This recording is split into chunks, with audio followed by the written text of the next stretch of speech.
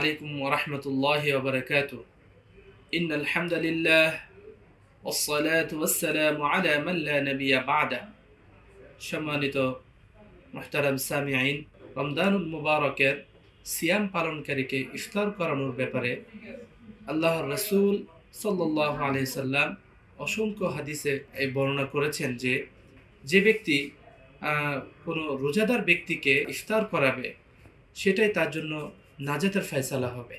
যেমন একজন রোজাদার ব্যক্তিকে আপনি যদি এক গ্লাস পানি পান করান, এটা আপনার নাজাতের ফয়সালা হতে পারে। রাসূল করিম সাল্লাল্লাহু আলাইহি সাল্লাম হাদিসে বলেন যে তোমাদের মধ্যে কেউ যদি রোজাদার ব্যক্তিকে এক ঢোক দুধ অথবা একটা খেজুর পান করাও, তাহলে আল্লাহ রাব্বুল আলামিন তোমাকে এর ওসিলায় জান্নাত দান করবেন এবং তোমার জীবনের সমস্ত গুনাহকে মাফ করে দিবেন। আল্লাহু আকবার। এবং আবার অন্য এক হাদিসে বর্ণনা রয়েছে যে রোজাদার ব্যক্তিকে ইফতার করালে রোজাদার ব্যক্তির যে সওয়াব এবং ইফতার করানোর সেই অনুরূপ একই সওয়াব হবে। তবে যে রোজা রাখলো, যাকে ইফতার করালো, তার সওয়াব থেকে বিন্দুমাত্র সওয়াব কমবে না। আল্লাহু আকবার।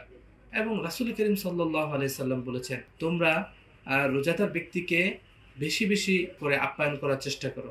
কেননা কেউ যদি রোজাদার ব্যক্তিকে ওধরপূর্ণ করে একেবারে পরিপূর্ণ তৃপ্তি সহকারে ইফতার করায়, তাহলে আল্লাহ রাব্বুল আলামিন বলেন, আমি আমার হাউস থেকে তাকে এমন পানি পান করাবো, জান্নাতে যাওয়ার আগ পর্যন্ত তার সেই পানির আর তৃষ্ণা লাগবে না। আল্লাহু আকবার।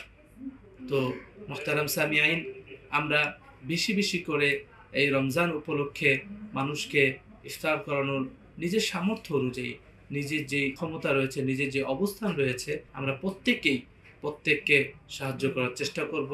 আল্লাহ রাব্বুল আলামিন আমাদের প্রত্যেককে রমজানুল মুবারকে বেশি বেশি আমল করার তৌফিক দান করুন।